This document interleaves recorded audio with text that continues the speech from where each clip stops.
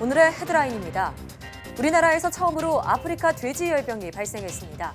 이 질병은 사람에게 전파되진 않지만 돼지에겐 치사율이 높은 치명적인 질병인데다 백신이 개발되지 않아 농가에 큰 피해가 우려됩니다. 우리 정부가 국제원자력기구 IAEA 총회에서 일본 후쿠시마 원전오염수 문제를 처음으로 제기했습니다. 문미옥 과기부 1차관은 기조연설에서 안전한 원전오염수 처리 기준과 방안을 마련하기 위해 과학적이고 객관적인 조사가 필요하다고 강조했습니다. 브라질 아마존 산불이 한 달 넘게 지속하고 있습니다. 주요 7개국 G7은 아마존 산불 진화를 지원하겠다고 밝혔지만 브라질 정부는 오히려 아마존을 개발해 경제 개발을 추진하고 있는데요. 오늘 날씨학개론에서 아마존 화재에 대해 자세히 알아봅니다. 한국인의 대장암 발병률은 세계 2위일 정도로 대장암에 많이 걸리는데요. 유전적인 요인뿐만 아니라 서구화된 식습관 등 환경적 요인도 대장암 발생의 주요 원인으로 지적되고 있습니다. 오늘 내분보고서에서는 대장암에 대해 알아보겠습니다.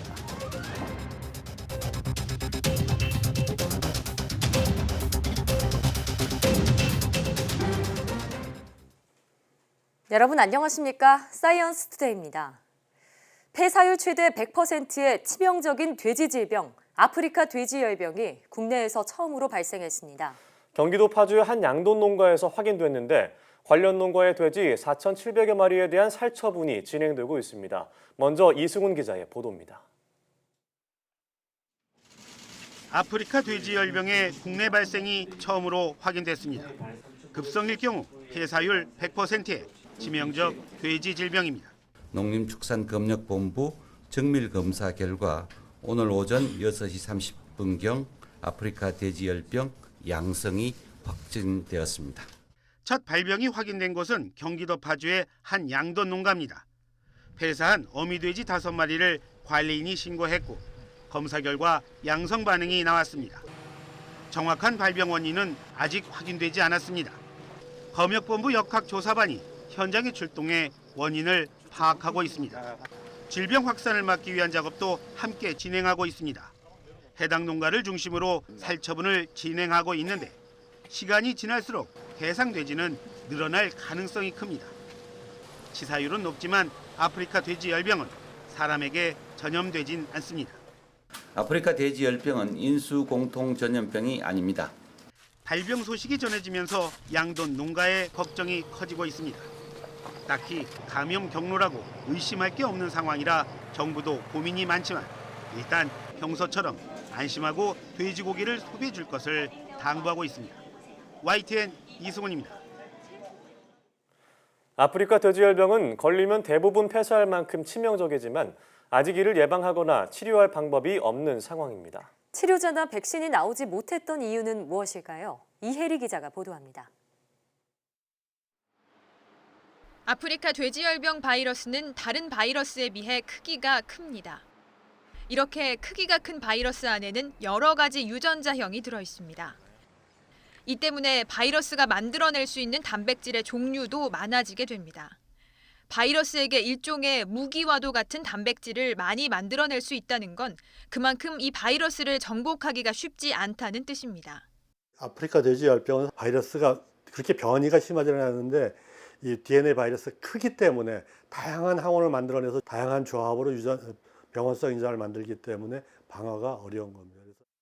구제역 바이러스는 만들 수 있는 단백질 종류가 10가지를 넘지 않지만 아프리카 돼지열병의 경우 200여 가지의 단백질을 만들 수 있습니다. 유럽과 중국 등으로 확산하는 최근의 양상과 달리 아프리카 돼지열병의 주요 발병 지역이 과거 아프리카 대륙에 머물렀던 점도 백신 개발을 더디게 만든 이유로 꼽힙니다. 현재는 유럽 국가를 중심으로 미국과 중국 등에서도 백신 개발을 서두르고 있지만 상용화까지는 시간이 걸릴 것으로 보입니다. 또 아프리카 돼지열병 바이러스가 방어벽인 면역세포를 파괴하는 특징이 있는 만큼 백신이 개발된다 하더라도 다른 백신만큼 효과를 내지 못할 것이라는 우려도 조심스럽게 나오고 있습니다. YTN 사이언스 이혜리입니다. 네, 앞서 알려드린 대로 폐사율 100%의 아프리카 돼지열병이 국내에서도 발생하면서 양돈 농가에 큰 피해가 우려됩니다. 아프리카 돼지열병은 어떤 질병인지 또 주로 어떤 경로로 전염되는지 황선욱 기자가 보도합니다. 아프리카 돼지열병에 걸린 돼지는 40도에서 42도의 고열이 나고 호흡곤란, 구토, 출혈 등의 증상을 보입니다. 잠복기는 4일에서 19일인데 증상이 나타나면 보통 이틀에서 열흘 안에 폐사합니다.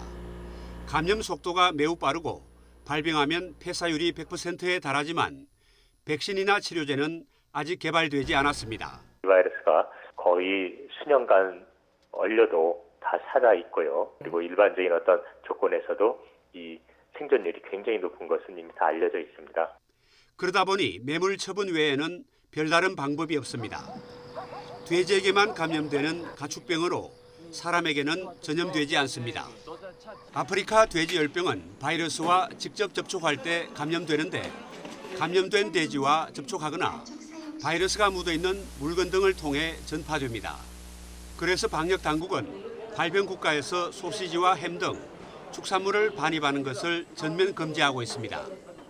하지만 2차 전염 가능성이 낮은 질병으로 공기를 통해 전파되지는 않는 것으로 알려졌습니다. 그런데도 발병 후 확산하는 이유는 사람에 의해 다른 농장으로 전파되는 경우가 많은 것으로 전문가들은 보고했습니다. 방역 당국은 양돈시설 종사자와 차량 48시간 이동 금지 등 방역 규칙을 철저히 지키는 것이 무엇보다 중요하다고 강조합니다. YTN 황순욱입니다. 이와 관련해 이낙연 국무총리는 아프리카 돼지열병 확산 차단을 위한 방역 강화 등을 지시했습니다.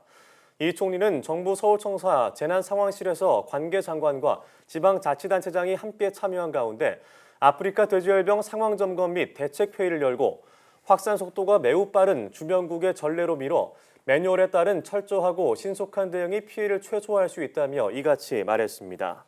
이 총리는 특히 농림축산식품부에 발생농장 등에 대한 살처분과 거점별 소독시설 운영 등을 지시하고 전국의 6천여 양돈농가에 대한 일제 점검과 함께 방역과 신고 요령 등을 세밀하게 안내, 홍보하라고 주문했습니다.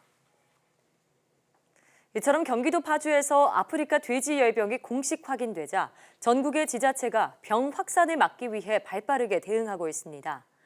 우선 경기도에 인접한 충청남도와 강원도는 즉시 통제 초소와 거점 소독 시설을 설치해 차단 방역을 강화했습니다. 특히 전국에서 가장 많은 돼지를 키우고 있는 충남의 경우 아프리카 돼지열병 전담관 300여 명을 동원해 도내 1,100여 개 농가를 전부 예찰하기로 했습니다.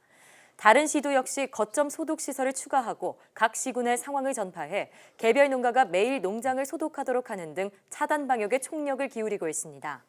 또 제주도 등 국제공항과 국제여객선이 오가는 항구에서도 돼지열병 발생국에서 축산물이 반입되지 않도록 검역 강도를 높였습니다.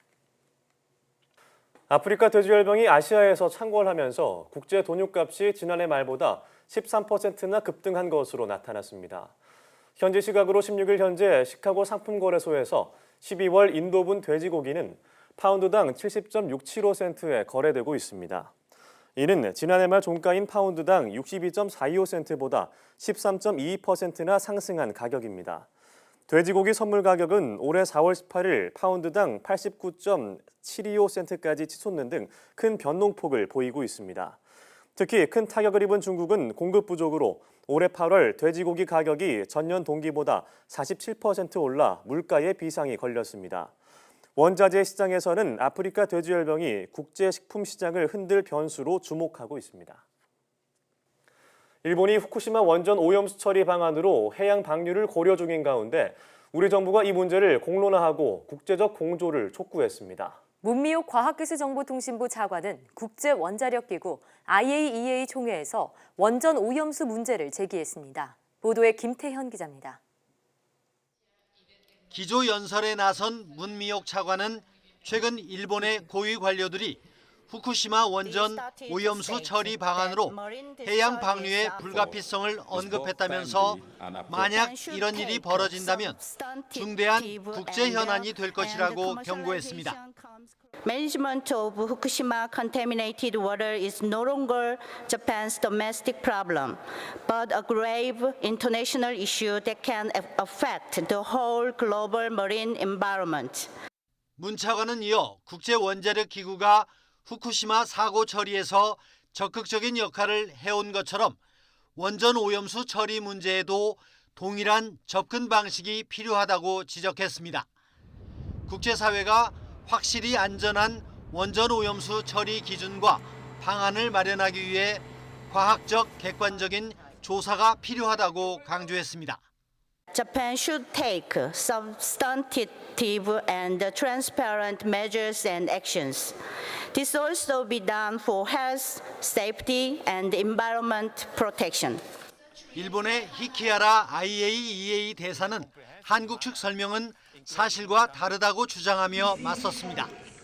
This announcement from the ROK today seems to be made on the premise that Alps treated water will be released into the ocean, which is not fact-based, thus unacceptable.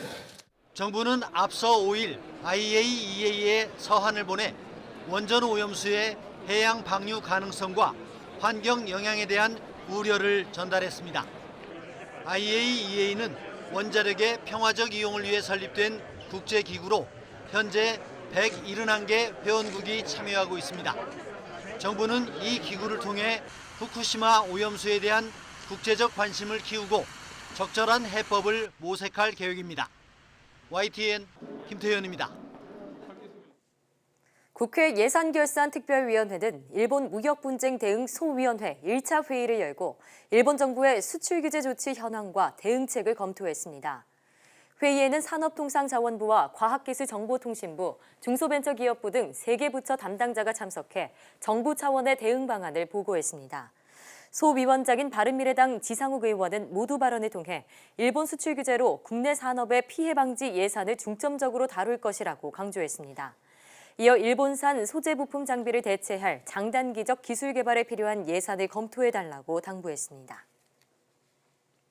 SK텔레콤과 국내 지상파 3사가 함께 운영하는 통합 OTT, 즉 온라인 동영상 서비스 웨이브가 정식 서비스 개시에 앞서 출범식을 열었습니다. 출범식에는 박정호 SK텔레콤 사장과 지상파 3사 사장단이 참석해 서비스 출범을 알렸고 한상혁 방송통신위원장과 최기영 과학기술정보통신부 장관 등 정부 관계부처 수장들도 참석해 축하 인사를 건넸습니다.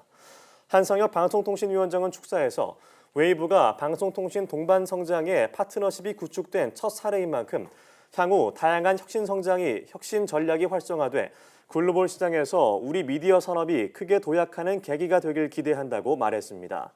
그럼 여기서 최기영 과학기술정보통신부 장관의 말을 직접 들어보시겠습니다. 기업들의 방송 미디어 분야 혁신 서비스 개발과 경쟁력 제고를 적극 뒷받침하고 이에 대한 지원을 아끼지 않겠습니다. 이를 위해 콘텐츠 제작 역량 확충과 관련 기술 개발 및 전문 인력 양성 등의 배전에 노력을 기울여 나가겠습니다. 뿐만 아니라 시장 경쟁을 제약하는 낡은 규제도 지속적으로 개선해 나가서 우리 방송 미디어 산업이 또 한 번 도약할 수 있도록 정책 역량을 집중하겠습니다.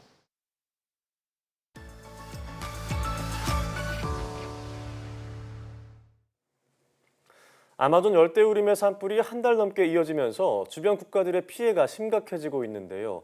이 유례없는 산불에도 브라질 정부는 적극적인 대응을 하지 않았다고 합니다.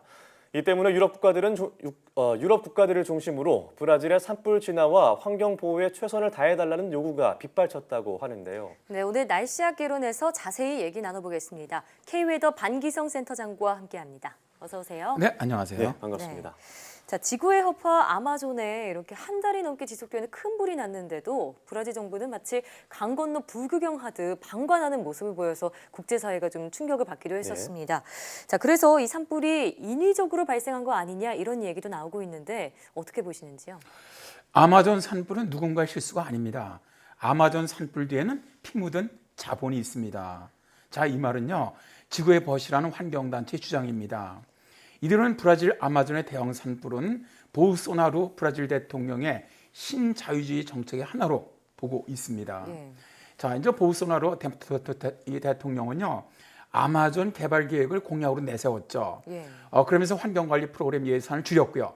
이에 따라서 기후변화에 대한 국가정책 예산이 95%나 줄어들었습니다. 또한 브라질 환경부 산하의 생물 다양성 보존을 위한 치코 맨더스 기구의 연방보호 예산은 4,500만 달러 이상 삭감되었다고 해요. 그는 광산 개발, 또 도로, 또 댐 건설, 산림 벌채 등 대규모 개발 프로젝트를 시행하고 있기 때문에 아마존의 대형 산불은 이미 예견된 것이라는 거죠. 예견된 것이다. 네, 그의 정책은 아마존의 열대우림을 불질러서 농사를 지으려고 하는 원주민들, 또 플랜테이션을 만들려고 하는 대지주들, 또 도로를 건설하는 업자 등의 이유와 맞물리면서 엄청난 산불이 발생한 것으로 전문가들은 보고 있고요. 일단 산불 진화에서 손을 놓았던 것도 브라질 정부의 인위적인 산불이라는 주장에 힘을 실어주고 있습니다. 네, 또 전문가들은 이 쇠고기 수출을 인위적 방화의 어떤 주된 원인으로 지목을 하고 있는데 이건 또 무슨 얘기인가요? 자, 이제 브라질은 세계 1위 대두 및 육류 제품 수출국이고요. 세계 최대의 쇠고기 생산국이기도 합니다. 자, 브라질 쇠고기 수출협회에 따르면 지난해만 쇠고기 164만 톤이 수출이 됐는데요. 늘어나는 수요에 맞춰 점점 더 많은 밀림이 목초지로 개관이 되고 있습니다.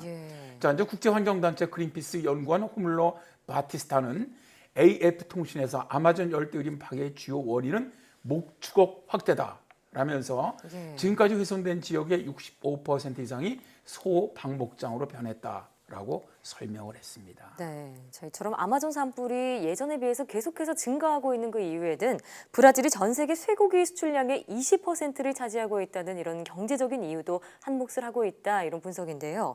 자, 그럼에도 아마존을 살리기 위한 국제적인 노력은 계속되고 있습니다. 그 가치가 그만큼 있기 때문이겠죠. 아, 네, 그렇습니다. 사실상 이 아마존 열대우림이 전 세계에 주는 그 유익이라는 것은 정말 어마어마하죠.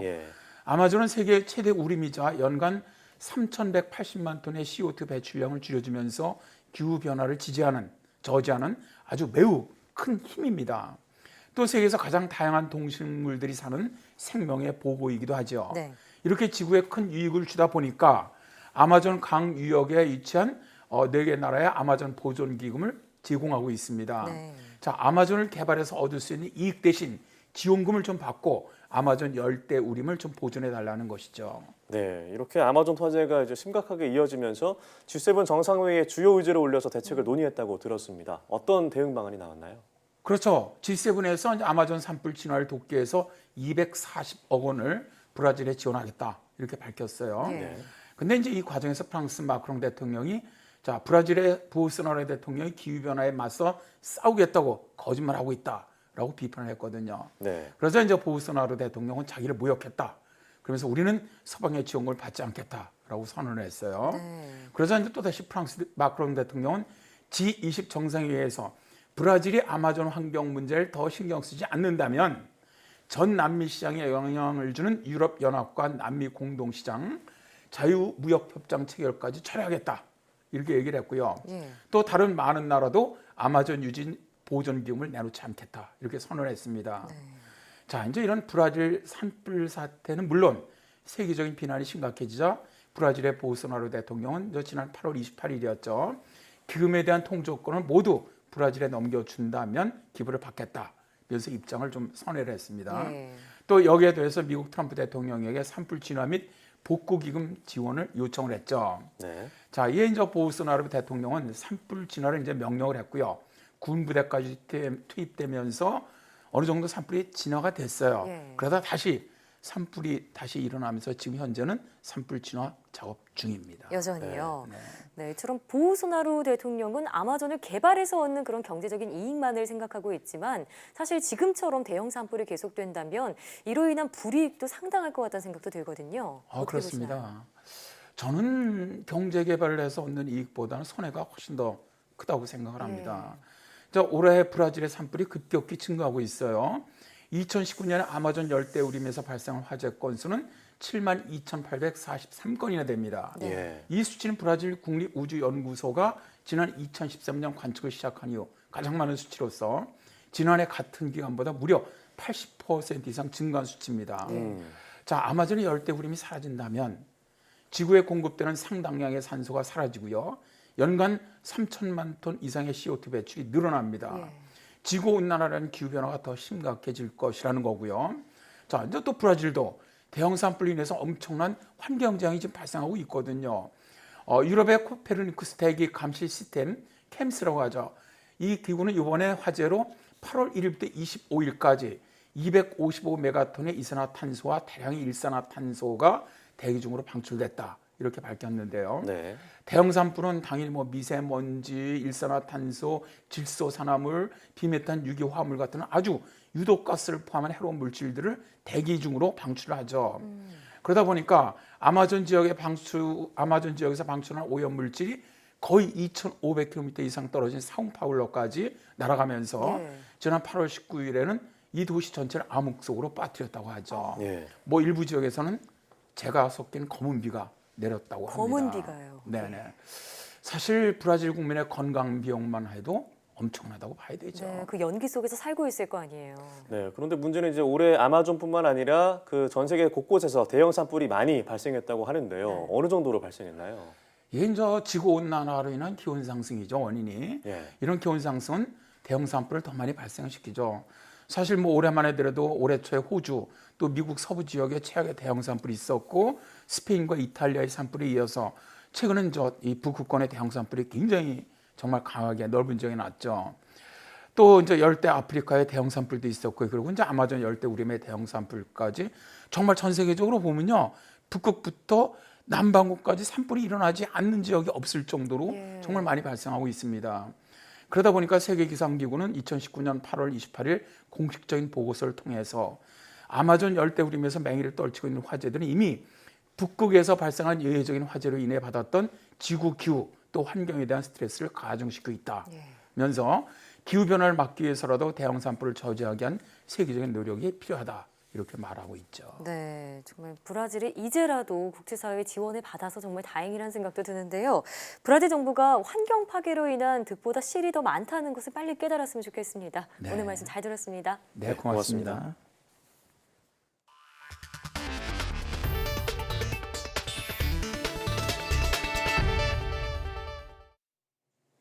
최근 4차 산업혁명으로 새로운 가치가 창출되는 등 생태계가 급변하고 있습니다. 국내 연구진이 발전소 안전사고를 예방하고 사고가 났을 때 빠르게 해결할 수 있도록 지능형 디지털 발전소 시스템을 구축하고 있는데요. 인공지능과 빅데이터 기술이 결합했다고 합니다. 이정우 기자입니다. 국내 연구진이 지능형 디지털 발전소 실증 시스템을 처음으로 구축했습니다. 인공지능과 빅데이터 기술을 결합해 효율적으로 발전소를 운영하도록 도와줍니다. IoT 센서와 같은 신규 센서로부터 생성되는 데이터를 표준 플랫폼에 저장하고 빅데이터 기술을 활용하여 신호 처리 및 분석하여 발전소의 리스크를 최소화하고 효율적으로 발전소를 운영하는 기술입니다. 실증 시험장에는 조기경보 시스템 등 실제 발전소 감시 진단 시스템과 변전소에 사용하는 네트워크 장비가 설치됐습니다. 고장을 사전에 진단하고 사고가 나면 자동 복구하거나 원격 제어로 빠르게 문제를 해결할 수 있는 첨단 발전소를 만드는 게 목표입니다. 지능형 디지털 발전소에서는 AR, VR 기술을 활용해 교육 프로그램도 운영하고 있습니다. 송풍기와 보일러 등 발전소 주요 시설에 대한 정비 교육을 발전소 가동을 중단하지 않고 진행할 수 있습니다. 발전소의 설비들을 센싱부터 시작해서 운전, 정비, 그리고 토탈 자산 관리가 아주 효율적으로 또 안전하게 잘 이루어질 것으로 기대가 됩니다. 기술 검증과 발전을 위한 포럼 등 지능형 디지털 발전소 상용화를 위해 산학연의 투자와 노력이 본격화되고 있습니다. YTN 이정호입니다. 과학기술정보통신부 연구개발 예산 횡령액이 최근 5년간 100억 원을 넘은 것으로 확인됐습니다. 과기정통부가 자유한국당 윤상직 의원에게 제출한 자료를 보면 2015년 이후 올해 7월까지 과기정통부 연구개발 사업비 횡령으로 적발된 건은 139건으로 관련 피해액은 102억 4천만 원에 달했습니다. 이 가운데 3분의 1인 35억 원은 아직 환수하지 못했습니다. 횡령 유형별로는 참여연구원 인건비 유용이 108건으로 가장 많았습니다. 물품 공급이 없거나 부풀려서 연구비를 지급한 사례는 14건, 연구비를 무단 인출한 사례도 16건 적발됐습니다. 알츠하이머 치매의 진행을 늦추는 데 쓰이는 도네페질이 심각한 근육질환 위험을 높일 수 있다는 연구 결과가 나왔습니다.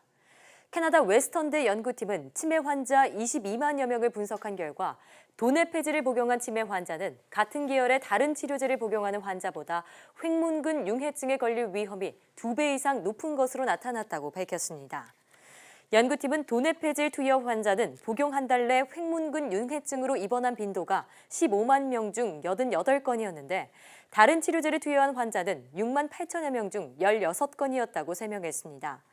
횡문근 융해증은 횡문근이라는 근육이 손상되는 질환으로 급성 심부전이나 부정맥, 호흡부전 등을 유발합니다. 비만한 사람은 성인 당뇨병에 걸릴 위험이 6배 높다는 연구 결과가 나왔습니다. 덴마크 코펜하겐대 연구팀은 스페인 바르셀로나에서 열린 유럽 당뇨병 연구학회 연례 학술회의에서 50에서 65살의 성인 9,500여 명을 분석한 결과 이같이 나타났다고 밝혔습니다. 연구팀은 조사 대상자들 가운데 49.5%가 조사 기간인 14.7년 이내에 당뇨병 진단을 받았는데 비만한 사람은 정상 체중인 사람보다 당뇨병 발병률이 5.8배 높았다고 밝혔습니다. 반면 당뇨병 관련 유전자를 가장 많이 가진 상위 20% 그룹은 가장 적게 가진 하위 20% 그룹보다 당뇨병 발병률이 2배 높았습니다. 흡연과 과음 등 건강에 나쁜 생활 습관 4가지 중 3가지 이상을 가진 그룹은 1가지 이하를 가진 그룹보다 당뇨병 발생률이 1.7배 높았습니다. 연구팀은 유전적 요인이나 나쁜 생활 습관보다도 비만이 당뇨병 위험을 더 높인다고 결론지었습니다. 폐암은 암 사망자 가운데 숫자가 가장 많고 5년 생존율이 췌장암에 이어 2번째로 낮습니다. 흡연 경험이 있는 폐암 환자는 예후와 생존율이 나빴는데 폐암 위험을 줄이기 위해서는 역시 금연이 가장 중요한 것으로 확인됐습니다. 한영규 기자입니다. 대한폐암학회가 전국 52개 병원에 등록된 폐암 환자 가운데 2,600여 명을 표본으로 삼아 3년간 추적 관찰했습니다.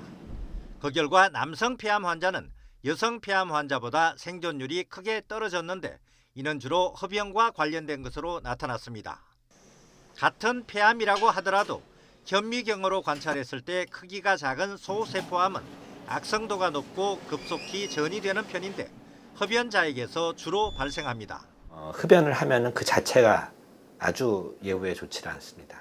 암도 잘 생기지만은 또 수술을 하거나 또는 방사선 치료를 하거나 할 때 그 치료하고 관계된 합병증이 많이 발생하기 때문에 상당히 애를 먹고 예후도 좋지가 않습니다. 폐암은 암 사망자 수 1위인 무서운 암이지만 조기 진단이 쉽지 않습니다.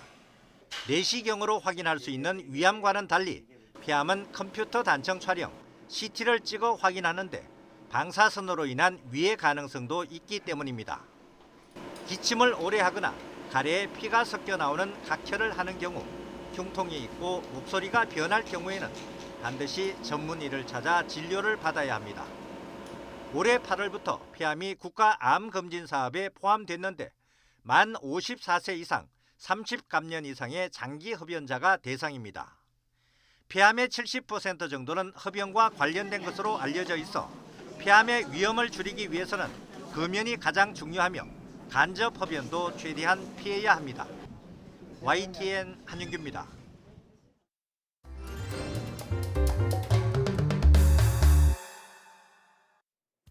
전 세계의 과학 관련 소식을 전해드리는 지구촌 사이언스 시간입니다.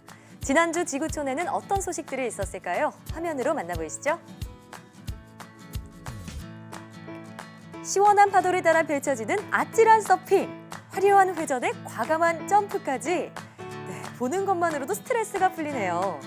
지난주 일본 미야자키에서 열린 국제 월드 서핑 게임입니다. 이번 대회에서 금메달을 딴 챔피언은 브라질의 이탈로 페레이라였습니다. 페레이라는 20점 만점에 17.77점을 받았는데요. 뒤로 크게 도는 동작에서는 만점인 10점을 기록했습니다. 서핑은 내년 도쿄올림픽에서 처음으로 정식 종목으로 채택됐는데요. 올림픽에서 펼쳐질 서핑 대결도 기대해 보시죠. 추석을 맞은 중국 안후이성의 하늘입니다. 색색의 점들이 모여 달을 향해 손을 뻗는 선녀의 모습을 그렸네요. 하늘 높이 풍등을 날리는 소녀와 달에서 풍등을 바라보는 토끼까지 중국 스촨성 하늘에는 부초의 모습도 나타났습니다. 모두 300여 대의 드론이 만들어낸 환상적인 드론쇼입니다. 드론 군집 비행에서는 아주 작은 오차만 생겨도 드론끼리 부딪혀 떨어질 수 있어 고도의 기술이 필요한데요. 최첨단 드론 기술이 전통 명절 추석과 만나 펼쳐진 장관이었습니다. 태국의 유명 관광지였던 호랑이 사찰입니다. 이곳에서는 관광객이 호랑이를 직접 만지고 함께 사진을 찍을 수 있었는데요. 그런데 2016년 이 사찰에서 야생동물 밀매와 동물학대 혐의가 발견돼 태국 정부가 호랑이 150여 마리를 몰수해 보호구역으로 옮겼습니다. 그런데 최근 절반 이상이 80여 마리가 질병으로 죽었다고 합니다. 개 홍역 바이러스 때문으로 전해지는데요. 호랑이들 대부분이 근친교배로 태어났기 때문에 면역력이 매우 약해서 바이러스를 이겨내지 못한 것으로 보입니다. 환경운동가들은 호랑이들을 불법으로 교배시킨 사찰 측을 고소했습니다. 지금까지 지구촌 사이언스였습니다.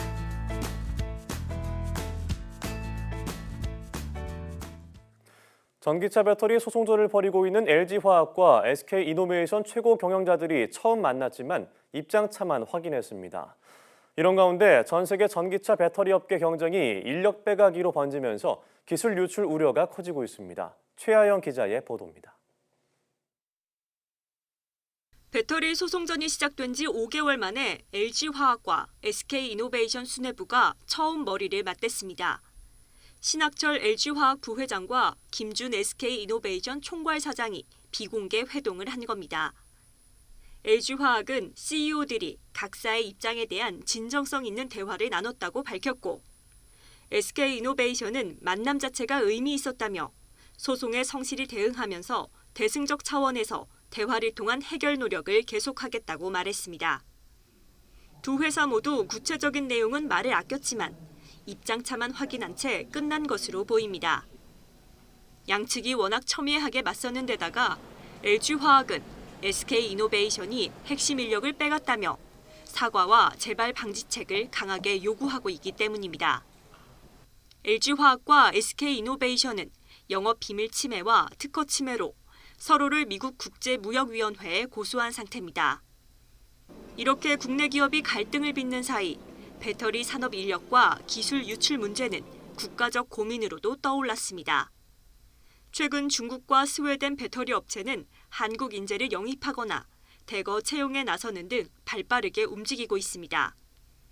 특히 연봉의 2배에서 4배까지 제시하며 한국 인재 영입에 열을 올리고 있습니다. 글로벌 자동차 배터리 시장은 중국과 우리 그리고 일본의 3파전 속에 최근에는 유럽에서도 경쟁에 뛰어든 형국입니다. 인력과 기술 유출에 대한 더욱 조심해야 될 시기이고, 급성장하는 전기차 배터리 시장을 두고 주도권을 잡기 위한 업계 경쟁이 치열해지면서 우리 기술과 인력을 지키기 위한 노력도 더욱 필요해 보입니다. YTN 최하영입니다.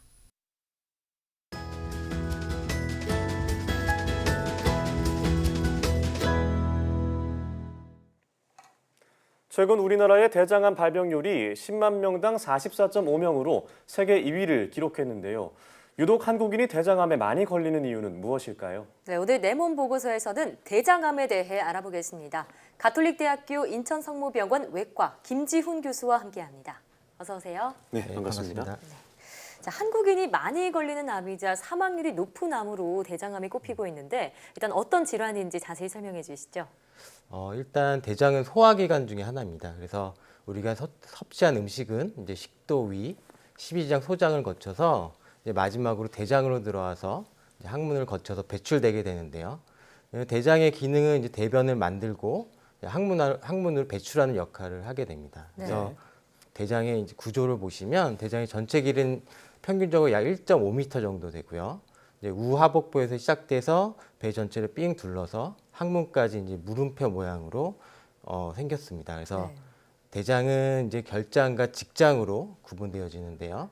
항문 근처에 약 15cm까지 항문 근처를 이제 직장이라고 부르고요. 그보다 더 상부, 이제 근위부 쪽을 이제 결장이라고 합니다. 그래서 대장암은 이제 결장암과 직장암으로 구분됩니다. 일단 대장암은 그런 대장에서 제일 안쪽 면인 이제 점막층의 상피세포가 이제 어떠한 원인으로 인해서 암세포가 발생하게 되고 이게 이제 대장벽을 점점 뚫고 바깥쪽으로 이제 진행하는 상태를 말하게 됩니다. 네, 대장은 정말 우리 몸의 아주 중요한 기관 중에 하나인데요. 이 대장암에 걸리는 원인은 무엇이라고 볼 수 있을까요? 일단 대장암의 발생 원인은 크게 이제 환경적 요인과 유전적 요인으로 나눠볼 수가 있습니다. 그래서 네. 환경적 요인은 이제 식이 습관 및 생활 습관이 가장 중요한 것으로 알려져 있는데요. 식이 습관은 육류 위주의 식습관, 특히 뭐 햄이나 소세지 같은 가공육의 과다 섭취, 그리고 저섬유질 식단이 원인이 되는 것으로 알려져 있습니다. 또한 생활 습관은 운동량이 적고 활동이 적고요. 또 비만 같은 것이 원인이 되고 술, 담배도 대장암의 원인이 되는 것으로 알려져 있습니다. 예. 그 다음으로 유전적으로 원인을 보시면 유전적인 원인은 가족력이 가장 중요하고요. 만약에 부모님이나 형제, 자매 중에 대장암 환자가 한 명 있는 경우에는 본인이 일반인들보다 대장암에 발생할 그런 위험성이 2배 증가하게 되고 네. 가족분 중에 2분 있다 그러면 4배 정도 증가하게 됩니다. 유전력이요. 예. 자, 그런데 이 대장암은 초기에는 증상이 없어서 소리 없는 암이다 이렇게 불리기도 하던데 그래도 대표적인 증상이 있다면 몇 가지 알려주시죠. 네, 일단은 뭐 대장암이 초기에 증상이 없습니다. 예. 일단 암이 점점 커질수록 증상이 나타나게 되고요. 암이 커질수록. 네. 그래서 암에서 커지게 되면 점점 출혈이 발생하면서 혈변이나 흑색변, 또 암에서 점액을 분비하기 때문에 점액변 등이 발생을 할 수가 있습니다. 예. 또한 암이 커질수록 점점 장관을 막는 증상이 발생하게 되고요. 그로 인해서 배변 습관의 변화, 변을 잘 보시던 분이 변비나 설사 이런 것들이 생기게 되고 또 복통도 발생을 할 수가 있습니다. 또한 빈혈 및 체중 감소 등도 발생을 할 수가 있습니다. 네. 예, 그런데 국제암연구소가 한국을 아시아에서 가장 대장암 발병률이 높은 국가로 지정하기도 했고요. 자, 무엇보다도 특히 40대 이하 젊은 계층의 대장암 발병률이 다른 나라보다 20%가 넘다고 알려져 있습니다. 자, 유독 한국인이 대장암에 많이 걸리는 이유가 무엇일까요? 일단은 대장암은 워낙에는 미국이나 서양 유럽 같은 사람들에서 많이 발생을 하였고 우리나라의 대장암 발생률은 이에 비교하면 낮았었습니다. 하지만 대장암 발생률이 최근에 가파르게 증가가 되었고 현재는 미국보다도 발생률이 높은 상태입니다. 이는 아무래도 햄이나 소세지 같은 그런 가공육의 섭취 등 서구화된 그런 식습관이 원인으로 생각되고 있고요. 젊은 환자에서 대장암이 많아지는 것도 이런 서구화된 식습관이 원인으로 생각되고 있습니다.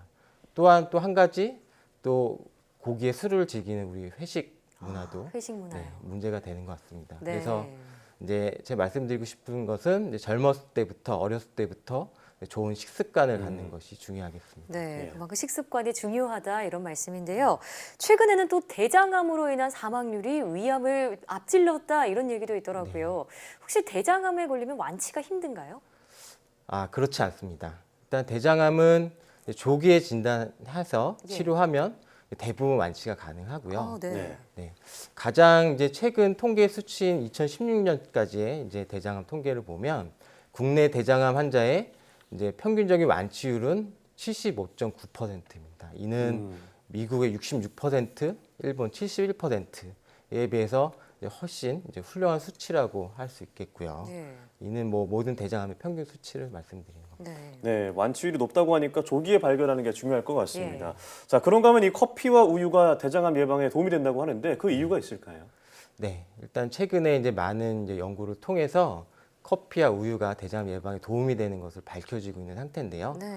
아직 정확한 기전까지는 모르지만 커피에 들어있는 폴리페놀 및 기타 성분 그리고 또 우유에 들어있는 칼슘, 비타민 D, 각종 지방산 등이 대장 점막 세포가 암으로 바뀌는 것을 막아주는 것으로 이렇게 보고 있고요. 그래서 커피 같은 경우에는 하루 한 잔보다 2-3잔 정도가 더 예방 효과가 뛰어나고 또 우유도 한 잔보다 2잔 정도가 더 예방 효과가 뛰어나다라는 연구 결과가 있습니다. 그렇지만 그렇다고도 커피나 우유를 너무 과다 섭취를 한다면 또 그에 따른 부작용도 있을 수 있으니 또 주의하셔야 되고요. 또 하나 말씀드리고 싶은 거는 커피 같은 경우에 너무 당분이 높은 커피를 드시면 오히려 또 당분을 위해서 해로울 수도 있다는 점입니다. 아메리카노와 같은 그런 블랙 커피를 말하는 거겠죠? 네, 그렇습니다. 자, 그러면 대장암 치료법은 어떻게 될까요? 일단 치료의 근간은 암을 절제해내는 것이라고 할 수 있겠습니다. 매우 초기에는 굳이 수술이 아니라도 내시경적으로 절제가 가능하지만 어느 정도 진행을 하였을 경우에는 반드시 수술을 통해서 치료를 받으셔야 되고요. 그 밖에 항암요법 및 방사선 치료는 수술의 보조요법으로 시행이 가능한 겁니다. 그래서 이제 수술 같은 경우에는 이제 암이 있는 대장을 포함해서 주변의 대장을 이제 충분한 안전거리를 확보해서 절제해내고 또 주변에 이제 암이 퍼져 있을 수 있는 그런 인프절들을 다 제거를 하고요. 다시 대장끼리 이제 연결시켜주는 재건수를 하게 됩니다. 그래서 최근에는 이제 많은 기관에서 배를 예전처럼 크게 개복하지 않고 조그만 절개만을 통해서 복강경 수술이나 로봇 수술 같은 최소 침수 수술을 많이 하고 있습니다. 그래서 이런 최소 침수 수술을 이용하면 또 통증이 적고 회복이 빠른 장점이 있습니다. 네, 여러 치료 기술들이 많이 발전이 됐군요. 자, 그럼 이 대장암을 예방하는 방법은 어떤 게 있을까요? 일단 첫 번째로 이제 나쁜 것부터 안 하셔야 되겠죠. 그래서 금연 금주는 필수고요. 그리고 건강한 생활 습관을 가지도록 하셔야 되겠습니다. 그래서 운동을 꾸준하게 적절한 강도로 하시는 게 중요하고요. 이러한 이제 건강한 습관은 대장암뿐만 아니라 다른 암 및 성인병 예방도 동시에 가능합니다. 그리고 두 번째 말씀드리고 싶은 거는 이제 건강한 식습관인데요. 채소를 많이 드시고 지방이나 당류, 뭐 인스턴트 식품 이런 거 섭취를 줄이셔야 되고 또한 이제 고기를 뭐 무작정 드시지 말라는 건 아니고요. 이제 기름기가 많은 고기를 이제 굽거나 튀겨서 조리해서 드시는 것이 좋지 않은 것이기 때문에 살코기 위주로 삶은 고기를 드시는 것은 괜찮습니다. 그리고 다음으로 이제 배변 습관 및 대변에 대한 그런 관심이 필요합니다. 그래서 대장암이 혹시 의심되는 증상이 있으시다면 병원을 꼭 찾으셔서 뭐 검진을 받으시는 게 좋겠고요. 마지막으로 말씀드리고 싶은 거는 대장 내시경을 통한 건강 검진이 중요하다고 하겠습니다. 그래서 별다른 증상이 없으시더라도 만 40세부터는 5년마다 대장 내시경을 받아보시는 게 좋겠습니다. 작년부터 만 50세 이상이면 국가에서 무료로 대장암 검진을 받을 수 있는데요. 초기 증상이 없는 만큼 1, 2년마다 꾸준히 검진을 받는 게 좋겠습니다. 오늘 말씀 잘 들었습니다. 네, 고맙습니다. 네,